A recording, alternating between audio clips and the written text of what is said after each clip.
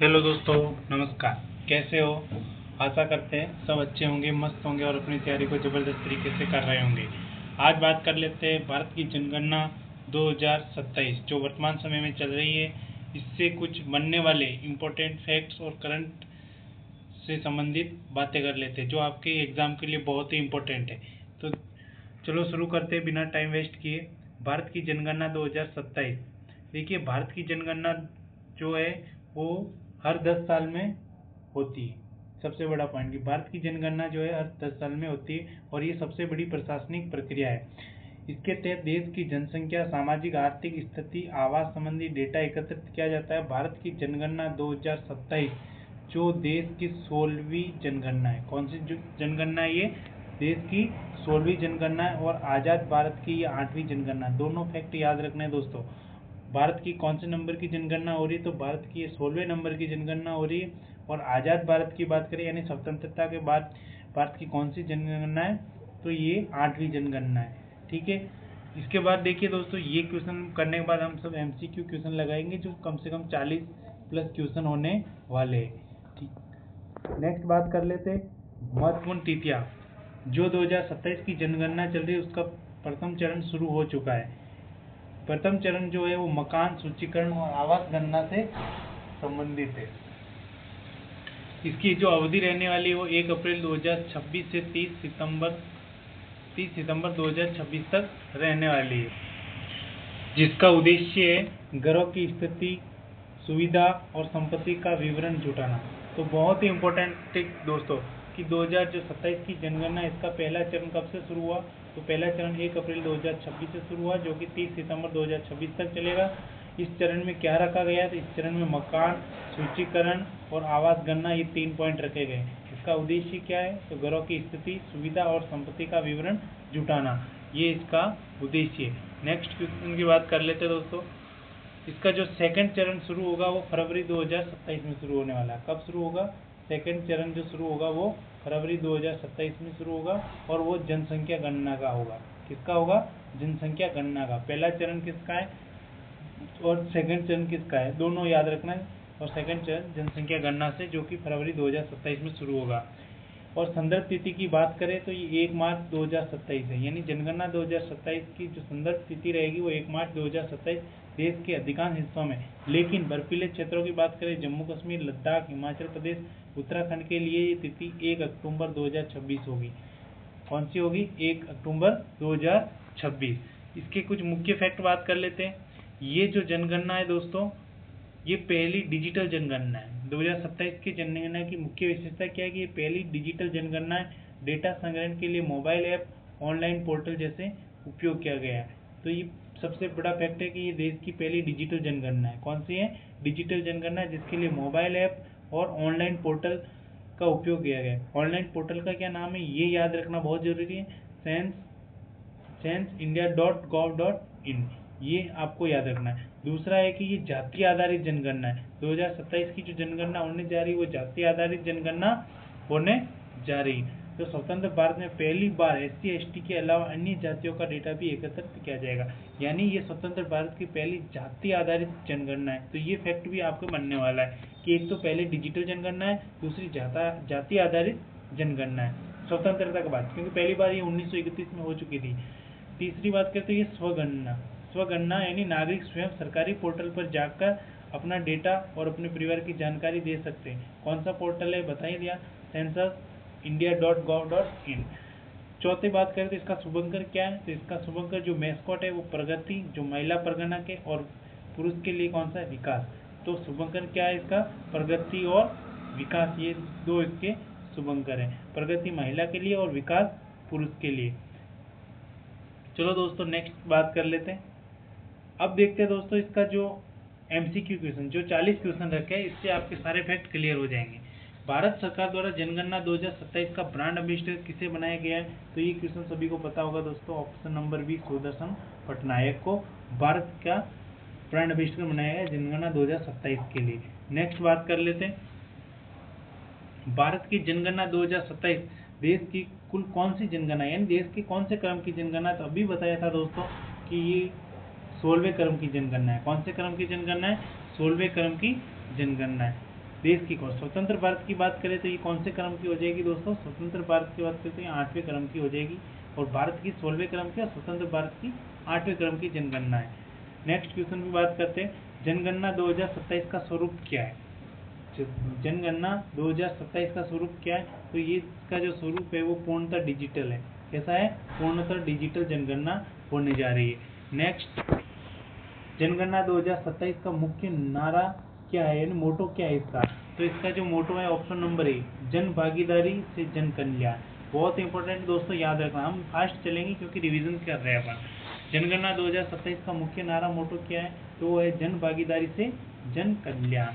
Next बात करते हैं, जनगणना 2027 के लिए आधिकारिक शुभंकर क्या है, मैस्कोट क्या है, तो मैस्कोट जो भी बताया दोस्तों, ऑप्शन नंबर बी, प्रगति और विकास, प्रगति महिला और विकास पुरुष के लिए। नेक्स्ट, भारत की पहली डिजिटल जनगणना कौन सी है, तो भारत की पहली डिजिटल जनगणना अभी फैक्ट हमने बताया था कि 2027 की होने वाली है, तो भारत की पहली डिजिटल जनगणना कौन सी, 2027। नेक्स्ट क्वेश्चन की बात कर लेते हैं, 1931 के बाद पहली बार 2027 जनगणना में कौन सा नया आयाम जोड़ा गया है, तो कौन सा नया आयाम जोड़ा गया है, देखिए, तो जाति आधारित जनगणना हो रही है। कौन सी हो रही है, जाति आधारित जनगणना, option number B is correct answer. 1931 के बाद पहली बार 2027 में कौन सा नया आयाम जोड़ा गया, जाति आधारित जनगणना जोड़ा गया। जनगणना 2027 का संचालन कौन सा मंत्रालय करता है, ये आपको सभी को पता होना चाहिए, और ये क्वेश्चन कई बार पूछा भी गया कि जनगणना 2027 का संचालन कौन करता है, तो कौन करता है, गृह मंत्रालय करता है, home ministry, option number B is correct. देखिए, भारत के महापंजीयक और जनगणना आयुक्त गृह मंत्रालय के अधीन आते हैं। ये भी फैक्ट आपको याद रखना है कि भारत के जो महापंजीयक और जनगणना आयुक्त होते हैं वो किस मंत्रालय के अधीन आते हैं, तो वो भी होम मिनिस्ट्री के अंतर्गत आते हैं। नेक्स्ट क्वेश्चन की बात करते हैं, वर्तमान भारत के महापंजीयक और जनगणना आयुक्त कौन है, ये क्वेश्चन भी बहुत इंपॉर्टेंट है दोस्तों, option number B, Mrityunjay Kumar Narayan. Bharat के जनगणना आयुक्त और महापंजीयक कौन है, तो वो option number B, Mrityunjay Kumar Narayan.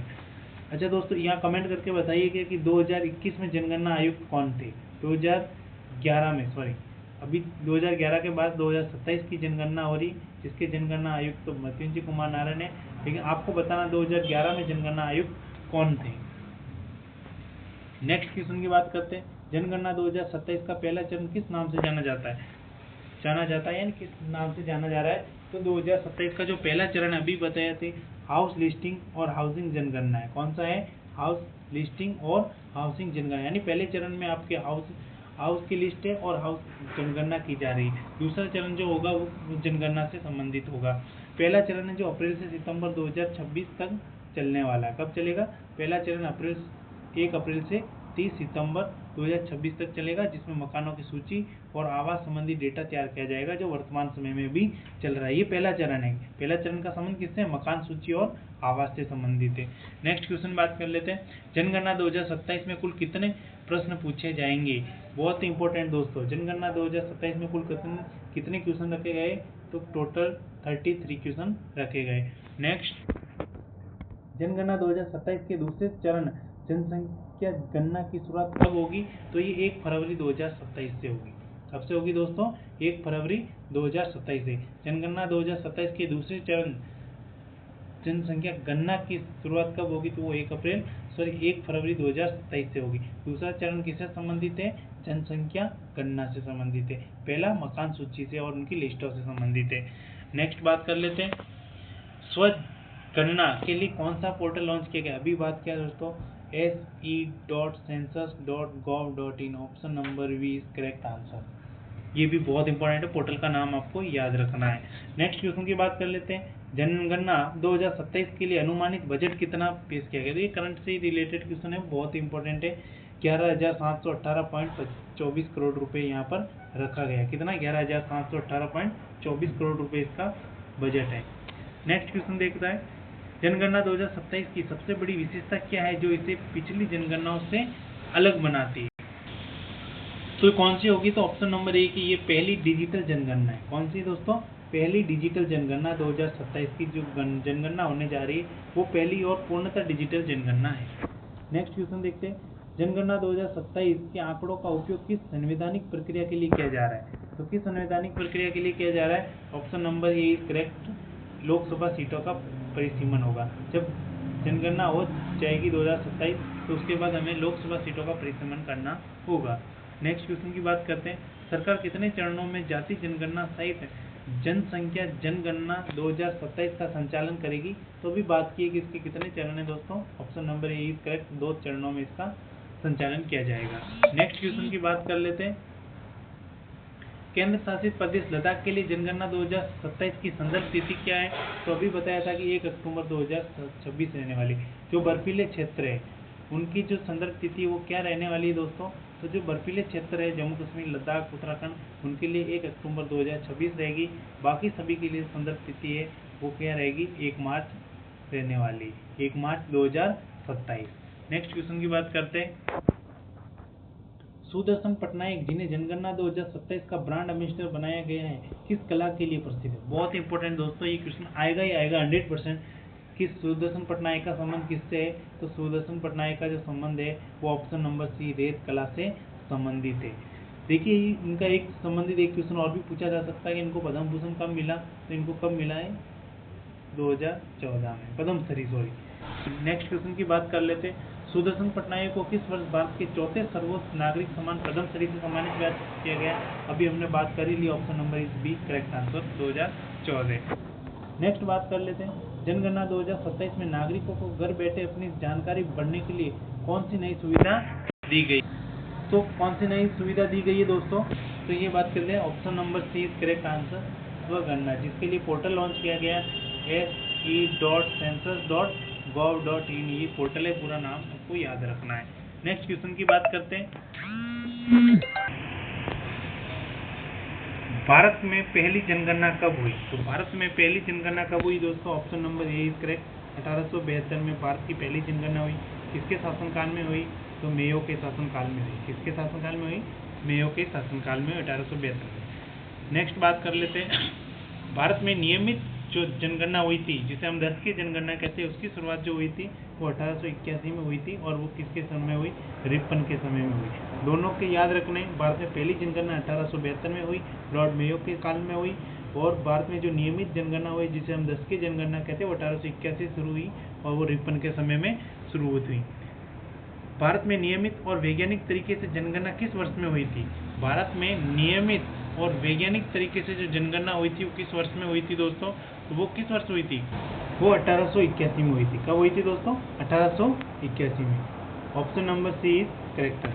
Next बात कर लेते हैं, निम्नलिखित में से किस जनगणना के वर्षों को भारत के जनसांख्यिकी इतिहास में ग्रेट डिवाइड कहा जाता है? ग्रेट डिवाइड यानी महान विभाजक भी इसको लिखा हुआ मिल सकता है कभी कभी, महान विभाजक वर्ष क्या बोल सकते हैं? महान विभाजक वर्ष भी इसको बोल सकते हैं। ये कब का है? तो ये 1921 को कहा जाता है। क्यों कहा जाता है? क्योंकि 1919 से जो जनगणना हुई थी 1911 से 1921, वो जनगणना में बहुत देखा गया था, कमी देखी गई थी यहाँ पर, इसलिए इसको महान विभाजक वर्ष कहा जाता है। कब से कब? 1911 से 1921 के बीच में जनसंख्या में कमी आई थी जिसके कारण। नेक्स्ट बात कर लेते हैं, भारतीय जनगणना के जनक के रूप में किसे जाना जाता है? तो भारतीय जनगणना के जनक किसे कहा जाता है? तो हेनरी वर्ल्ड को कहा जाता है। Option number B is correct answer. Next बात कर लेते हैं, किस भारतीय शहर की पहली पूर्ण जनगणना 1830 में हुई थी? किसी भारतीय शहर की पहली पूर्ण जनगणना 1830 में किसके द्वारा आयोजित की गई थी? तो वो की गई थी हेनरी वॉल्टर के समय। किसके समय? हेनरी वॉल्टर के समय। कब की गई थी? 1830 में। किस शहर की गई थी? तो वो ढाका की गई थी। किसकी की गई थी? ढाका की, जो पहले भारतीय शहर हुआ करता था। नेक्स्ट क्वेश्चन की बात कर लेते हैं दोस्तों, भारत में जनगणना कार्य 2 चरणों में आयोजित किए जाते हैं। ये 2 चरण क्या है?